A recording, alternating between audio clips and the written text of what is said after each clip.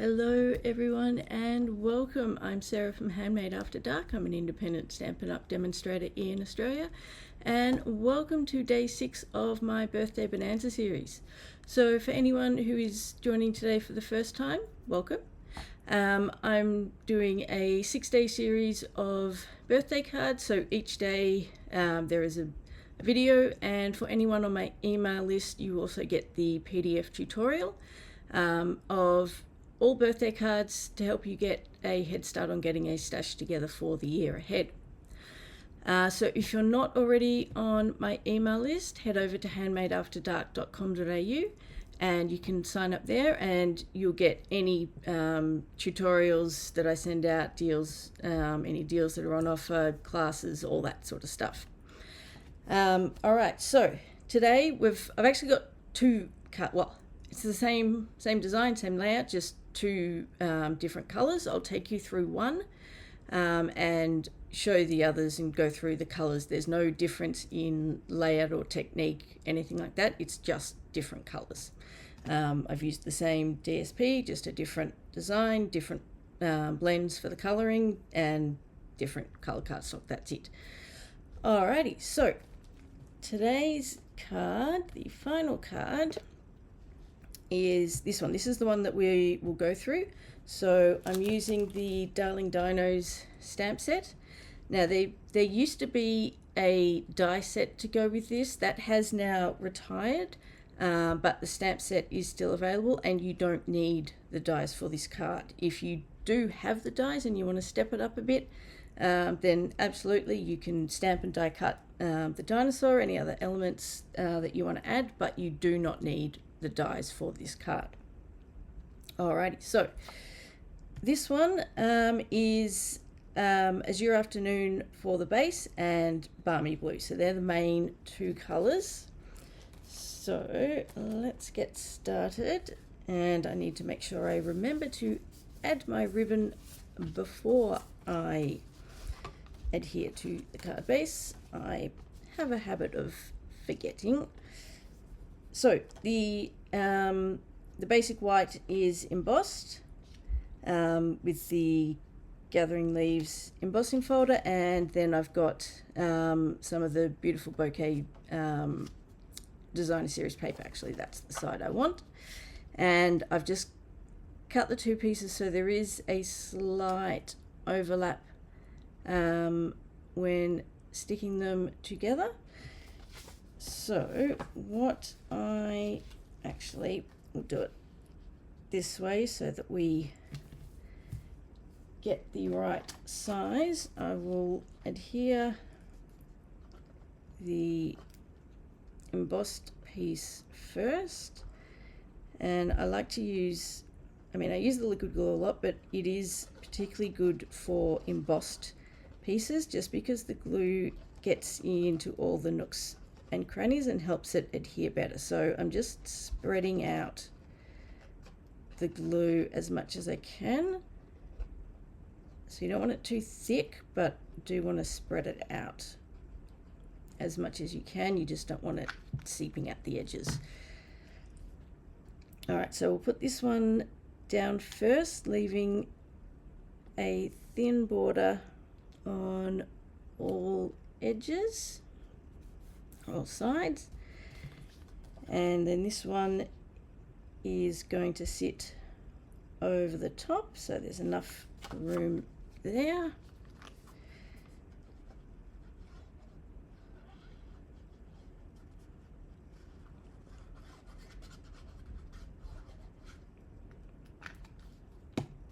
And then we want the same thing with this piece. We want a thin border at all edges, so just line it up so that you get as even a border as you can, top and bottom, as well as the sides.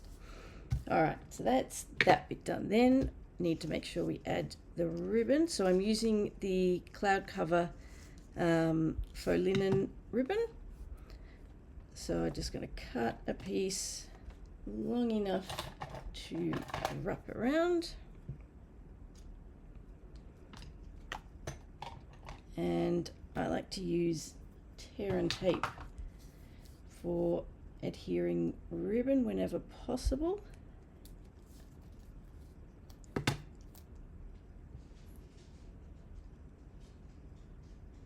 And here comes my dog Peggy to say hello, see what I'm up to, and supervise, of course. Alright, so that should be long enough that I've got a bit over around the edges, around the back, but I can always add more if there's not enough. So stick that down, wrap that around. Yeah, that's plenty. Alright, then we will bring in the card base. Now we can adhere this.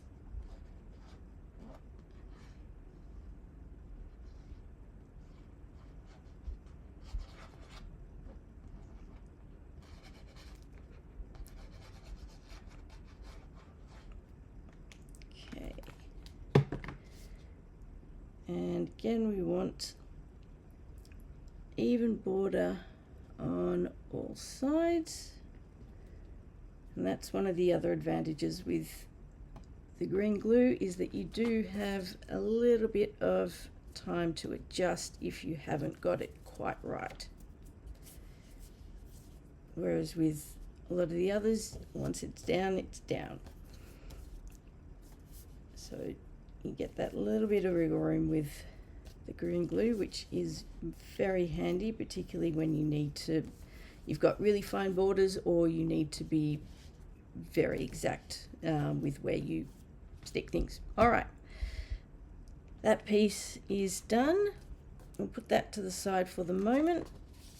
I've got two Stylish Shapes die cuts, one in Azure Afternoon, one in Basic White. So we will stamp on the Basic White, and I'm just using the Memento Black for the dinosaur, and we want him sort of roughly centered just up from the bottom.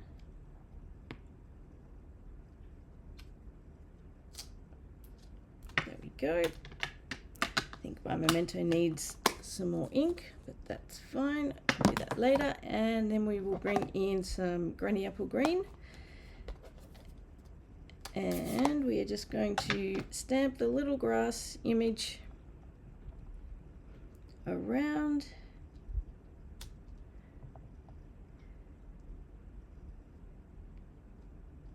And you don't have to be too exact with this. We're just getting a little bit all the way around. We're going to add some more in with Stampin' Blends. So got enough there. And then I'm going to bring in both the light and the dark Stampin' Blends, and just going to add just some little bits, little extra bits of grass. So just tiny little marks. Definitely doesn't need to be exact. And we'll come in with a bit of dark as well.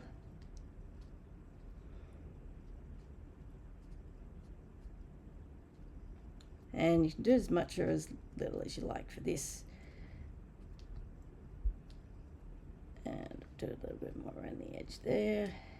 That should be plenty. Maybe a little bit more just here, just because. Alrighty.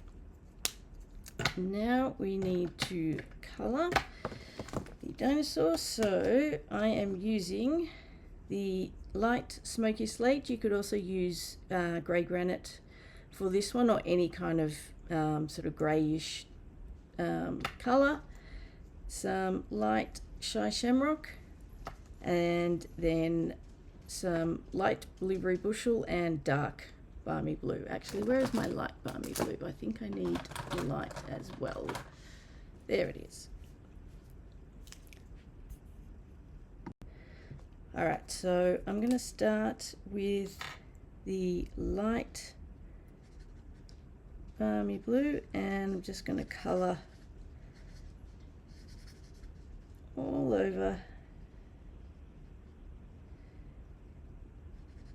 I'm not going to worry about being too exact on this first path because I'm going to add some extra colour with the dark and a little, actually the blueberry bushel is for the center stripe, so I'll just do the first pass of the light.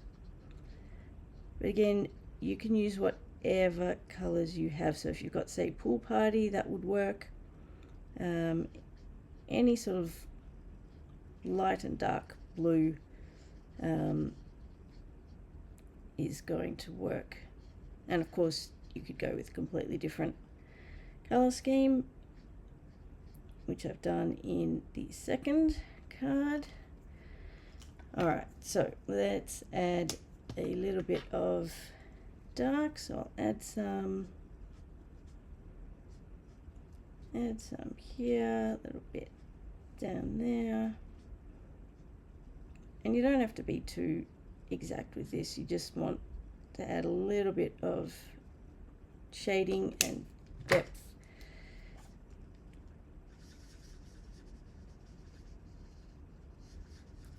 So I'm just going over again with the light. So if you find the overall color is darker than what you ideally want, you can start with just your dark shading. So you would do the dark balmy blue first, add that where you want it, and then go over and blend that in with your light. So you're only doing one layer of the light, so then it's not quite as dark, but it will sort of lighten a bit once it dries properly, so the final color won't be as dark as it currently looks.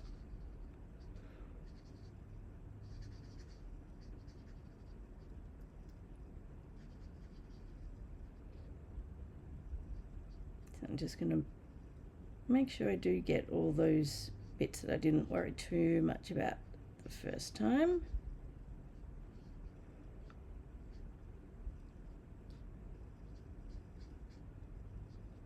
Just so that it's all coloured, and make sure everything is blended in. And I've got a couple of spots where I might need to bring the colour lifter in because I've gone outside the lines. The tip on this is starting to fray a bit, which sometimes means you go a little bit outside where you're not expecting to. But that's okay, we can deal with that. Alright, that should be fine. I'm going to come in,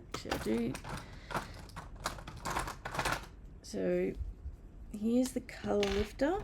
So I'm just going to gently push the color that's outside back towards the line. So you don't want to add too much at first, just start light, see how it goes, give it time to dry, and then if you need a bit more you can add more. I'm just going to add a tiny bit there, it doesn't need a lot. Alright, then I'm going to come in with the dark for the spots.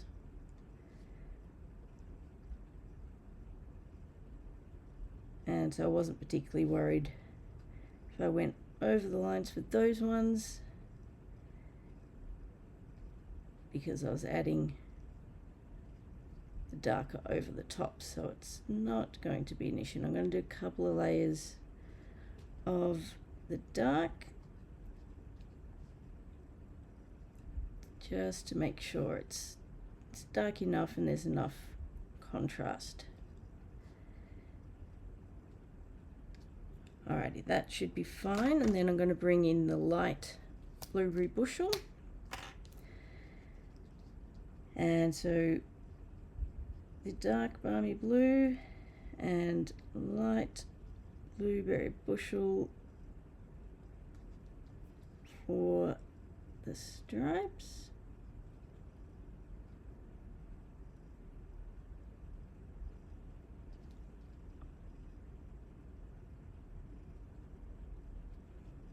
There we go, that looks fine.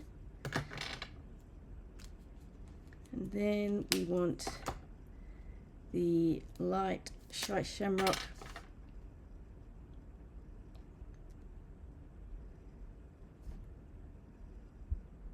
for the back.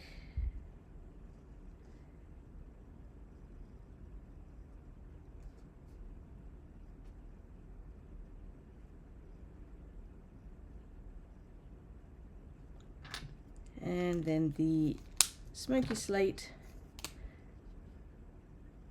for both the fingers, or the fingernails, and the toes.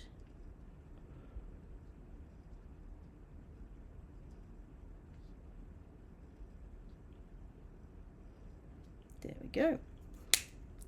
And that is done. Now we can add that to our larger circle.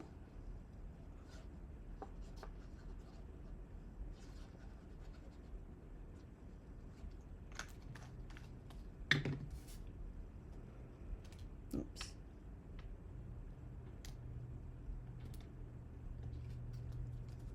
And press that down. Hopefully even around the whole circle. And then I'm going to use dimensionals to pop this up. And I'm going to cut up some of my edge pieces to go around. You absolutely should use all your edge pieces.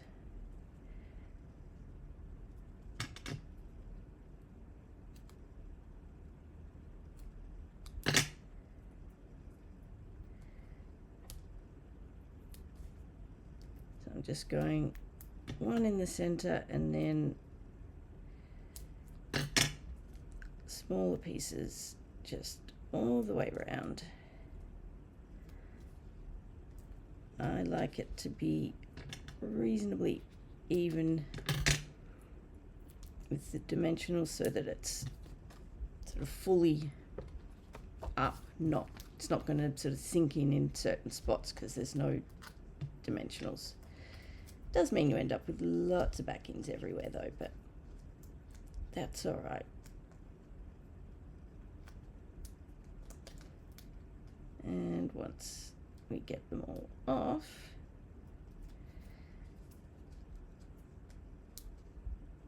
and there's some of them are trying to stick to me, they do that.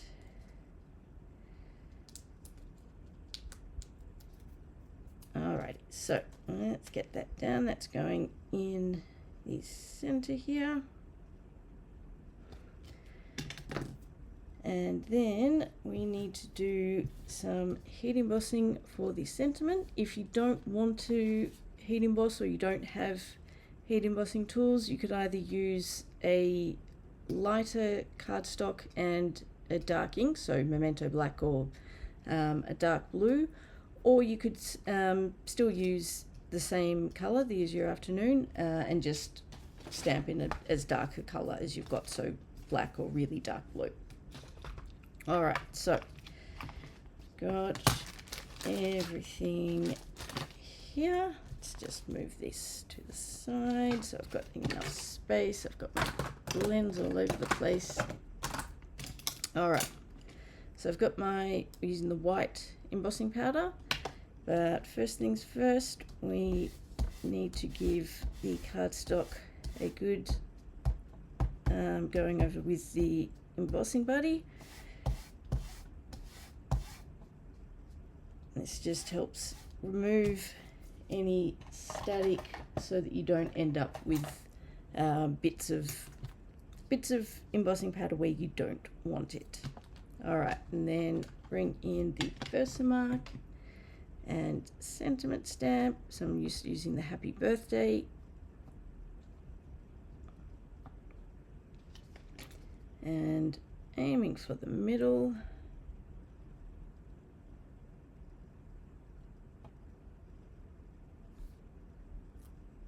That looks pretty good to me. Put the lid back on that.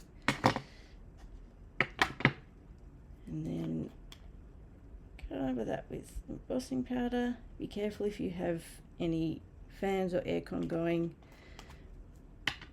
as I do at the moment, just to make sure that you don't end up with embossing powder blowing all over the place. Give that a tap. Not that it matters, but brush off the back and then just check the front. So I've got a little bit in the corner there. I'm just going to brush that off. Oops. And try not to drop it. And I think that looks pretty good. So if you've got a really fine paintbrush, it's really useful for getting little stray bits of embossing powder off. So you want one that's fairly fine, and this one's not as stiff as I'd like, and because it's getting a bit older and I've used it quite a lot, the brushes are all starting to separate a bit. You ideally want them sort of as close together as possible, so you don't have little stray brush bits brushing off bits that you don't want brushed off. All right, I'm going to tip the leftover embossing powder back before I end up spilling it and getting it everywhere, as I'm just about to. Let's get that back in.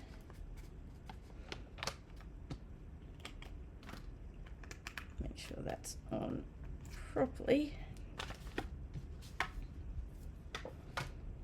Then I like to heat emboss on a wooden clipboard with a metal clip. You don't want plastic because you don't want it melting, and some foil on it so that when you heat, the foil heats up, and then that helps to heat from the bottom as well as the top, and that helps to minimize warping. All right, let's get this going. So we're looking for it to go white and shiny. Looking for the shiny.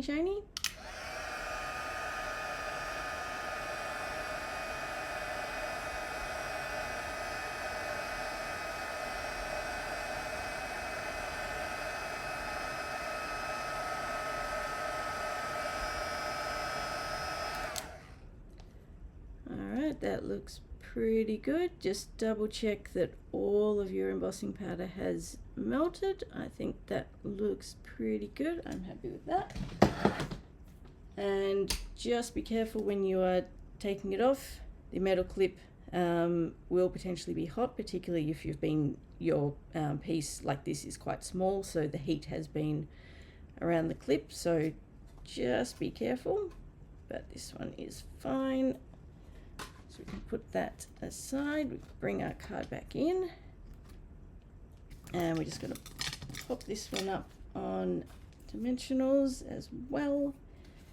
So I'm just going with the little ones for this, but you can also use the edges as well.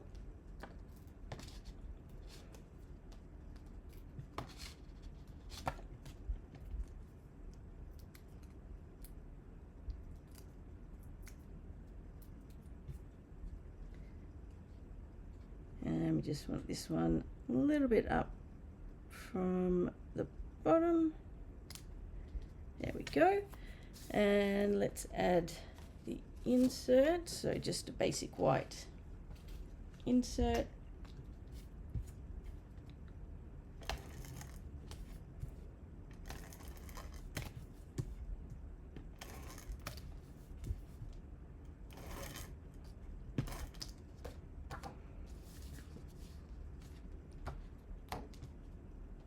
Not the dimensional backings, we don't want those.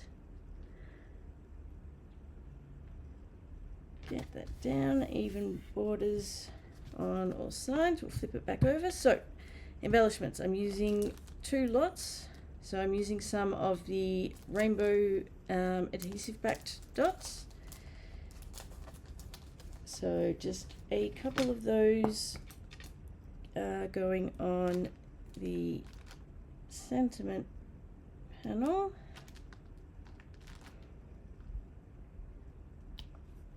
And then I'm using some of the frosted iridescent dots. So these are last chance list. So I think they are on special, I think. Oops, dropping them. So you could use any of the colors for this. You could use the blue or the sort of more clear ones. It's up to you, it depends, personal preference. I'm going to use some of these ones, I think. And you can add as many or as few as you want.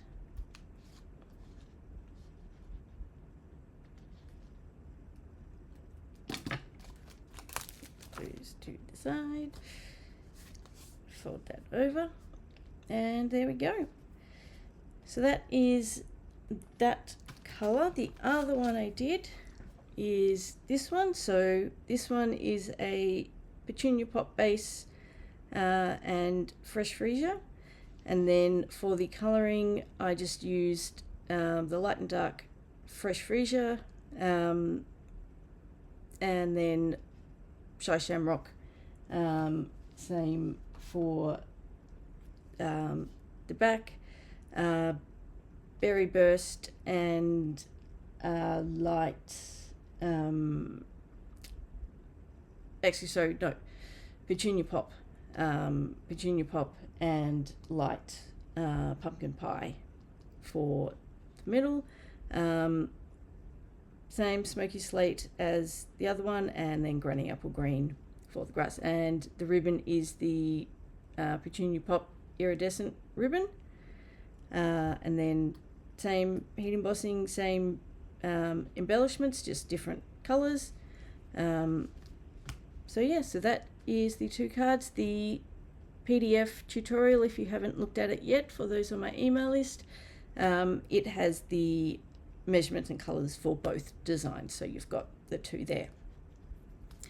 Alrighty, that is it for today and for the Birthday Bonanza series. I hope you enjoyed the projects.